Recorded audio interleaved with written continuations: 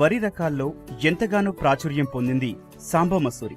తనకంటూ ప్రత్యేక స్థానాన్ని సంపాదించుకుని రైతులచే మన్ననలందుకుంటోన్న బీపీటీ 5204 రకం 35 సంవత్సరాలు పూర్తి చేసుకుంది. సాంబ మసూరిగా పిలువబడే ఈ రకం 1986 సంవత్సరంలో బాపట్ల పరిశోధన స్థానం నుంచి రూపొందించబడింది. అప్పట్నుంచి రైతుల పొలాల్లో సాగు చేయబడుతూ దేశవ్యాప్తంగా సుమారు 40 లక్షల హెక్టార్లు, మన తెలుగు రాష్ట్రాల్లో 12 లక్షల హెక్టార్ల వరకు సాగులో ఉంది. ప్రత్యామ్నాయ రకాలు ఎన్ని వచ్చినా రైతులు బీపీటీ 5204కే మొగ్గడం విశేషం.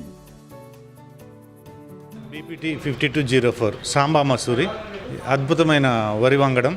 ఇది ఇప్పటికి రూపొందించి 30 సంవత్సరాలు పూర్తి చేసుకుంది. బాపట్ల వ్యవసాయ కళాశాలలో జెనెటిక్స్ అండ్ ప్లాంట్ బ్రీడింగ్లో డాక్టర్ ఎంవి రెడ్డి గారని వీరి ఆధ్వర్యంలో ఈ వరి వంగడం రూపొందించడం జరిగింది.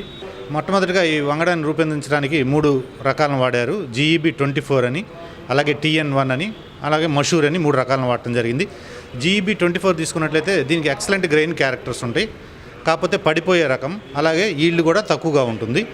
అలాగే TN1 తీసుకున్నట్లయితే ఈ రకం ముతక రకం, పడిపోదు కానీ ఎక్కువ ఈల్డ్ వస్తుంది. ఈ 2 రకాలను మొదట సంకరం చేసి F2 వరకు తీసుకొచ్చినాక F2లో మంచి ప్లాంట్ క్యారెక్టర్స్ ఉన్న వాటిని తీసుకొని వాటిని మళ్ళీ మషూరి రకంతో సంకరం చేసినాక 6వ జనరేషన్లో మనకి బీపీటీ 5204 అనే రకం ఉద్భవించడం జరిగింది. ఈ రకం గ్రెయిన్ క్వాలిటీ ఎక్సలెంట్గా ఉంటుంది, అలాగే కుకింగ్ క్వాలిటీ కూడా చాలా ఎక్సలెంట్గా ఉంటుంది, కీపింగ్ క్వాలిటీ కూడా ఎక్సలెంట్గా ఉంటుంది. ఇది మీడియం సిలిండర్ గ్రెయిన్ అంటారు. ఈ వంగడం 145 నుంచి 150 రోజులు కాల పరిమితి ఉంటుంది. అలాగే 90 నుంచి 100 సెంటీమీటర్ల హైట్ పెరుగుతుంది. దీనికి దోమపోటు అలాగే అగ్గి తెగులు ప్రమాదం కూడా ఉంటుంది. కాబట్టి వీటిని యాజమాన్య పద్ధతులు పాటించుకొని ఎక్కువ నత్రజని ఎరువులు వాడకుండా మొక్క హైట్ కూడా 100 సెంటీమీటర్లు దాటకుండా మేనేజ్ చేసుకొని అగ్గి తెగుల్ని అలాగే దోమపోటుని తట్టుకునే మందులను వాడుకుంటూ చక్కగా కనుక యాజమాన్య పద్ధతులు చేసుకున్నట్టు అధిక దిగుబడులు సాధించవచ్చు. మనకి మెగా వెరైటీస్ అని 4 రకాలను కనుక మనం చెప్పుకున్నట్లయితే బీపీటీ 5204 మొదటగా ఉంటుంది. దేశవ్యాప్తంగా 40 లక్షల హెక్టార్లో సాగు చేయబడుతుంది. అలాగే మనకి ఏపీ మరియు తెలంగాణలో తీసుకున్నట్లయితే 12 లక్షల హెక్టార్లో సాగు చేస్తున్నారు. రైతులు వారంతటా వారు 3 సంవత్సరాలకు ఒకసారి ఫౌండేషన్ సీడ్ తెచ్చుకొని దాన్నే వాళ్ళ క్షేత్రాల్లో పండించుకొని సీడ్నే వాడుకోవచ్చు. ఎందుకంటే ఇది హైబ్రిడ్ కాదు కాబట్టి, రకం కాబట్టి వారి క్షేత్రాల్లో వారే మల్టిప్లై చేసుకొని ప్యూరిటీ మెయింటైన్ చేసుకొని కేళీలు అవన్నీ వేరే వేసుకొని ఆ విత్తనాన్ని వాళ్ళే మల్టిప్లై చేసుకోవచ్చు. తర్వాత 3 సంవత్సరాల తర్వాత మళ్ళీ foundation seed university multiplication centres నుంచి తెచ్చుకొని దాన్ని మళ్ళీ మల్టిప్లై చేసుకుంటే ప్యూరిటీ మెయింటైన్ చేసుకుంటూ వారు ఖర్చు తగ్గించుకుంటూ ముందుకు వెళ్ళొచ్చండి.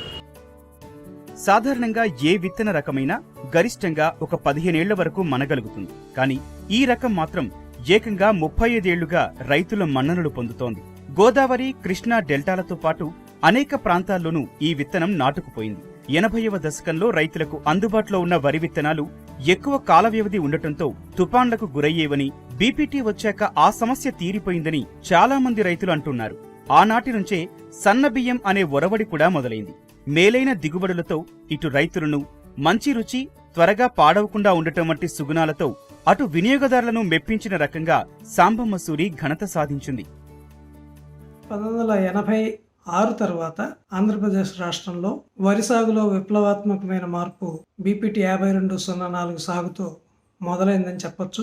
తక్కువ కాల పరిమితి, దిగుబడి ఎక్కువ వచ్చేటువంటి రకాలని అభివృద్ధి చేయాలనే ఉద్దేశంతో శాస్త్రజ్ఞుల కృషి ఫలితంగా బీపీటీ 5204 రకాన్ని అభివృద్ధి చేయడం జరిగింది. ఈ రకం తక్కువ కాల పరిమితే కాకుండా తక్కువ ఎత్తు, నాణ్యమైనటువంటి ధాన్యం, అధిక దిగుబడి, కన్జ్యూమర్ ప్రిఫరెన్స్ కూడా బాగా ఉండేది. ఎప్పుడైతే బీపీటీ 5204 రకం ప్రచారంలోకి వచ్చిందో పంట దిగుబడులు పెరగటమే కాకుండా మరి రెండో పంట వేసుకోవడానికి కూడా అవకాశం దొరికింది.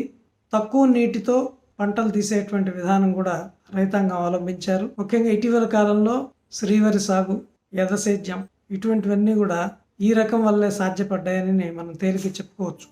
అయితే బీపీటీ 5204 రకం అగ్గి తెగులు, దోమపోటుకు త్వరగా లొంగిపోతోంది. దీంతో దిగుబడులు తగ్గిపోతున్నాయి.